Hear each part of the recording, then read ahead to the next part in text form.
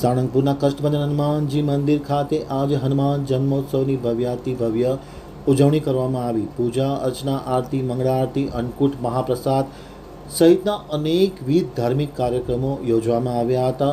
વહેલી સવારથી જ ભાવિકોના ઘોડા પૂર સાળંગપુર ખાતે ઉમટ્યા હતા।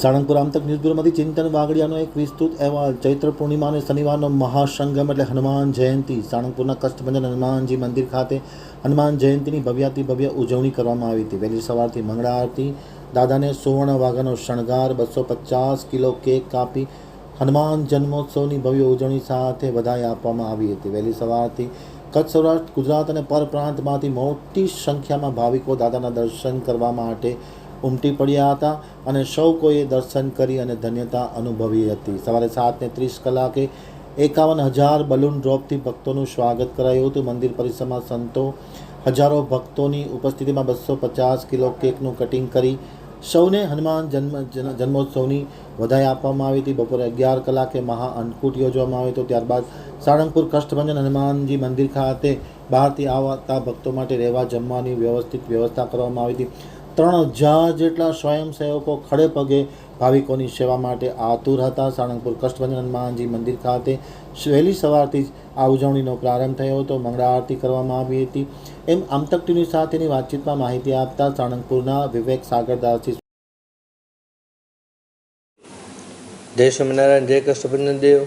આ શનિવારનો પરમ પવિત્ર દિવસ, આજે હનુમાનજી મહારાજનો જન્મોત્સવ સમગ્ર ભારત વર્ષની અંદર ઉજવાયો।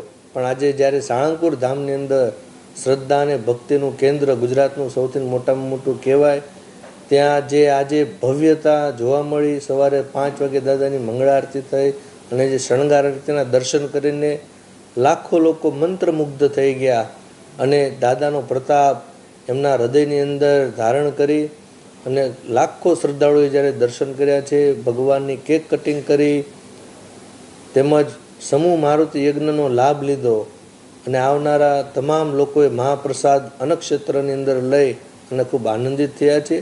આજે શનિવારનો સમન્વય ભગવાનનો જન્મોત્સવ છે એ જોઈને પણ હરિભક્તોના અંદર ખૂબ આનંદ છે અને શ્રી કષ્ટભંજન દેવની જેના ઉપર નજર પડી એ તમામ જીવ પ્રાણી માત્રનું કલ્યાણ થશે। આજે દાદાના જન્મદિવસ નિમિત્તે સમગ્ર ભારત વર્ષની અંદર તો દાદાનો જન્મોત્સવ ઉજવાતો હોય, પણ આ સાળંગપુર ધામની અંદર જે લોકોએ નજારો જોયો એનાથી લોકોના હૃદયની અંદર ખૂબ આનંદ પણ છે।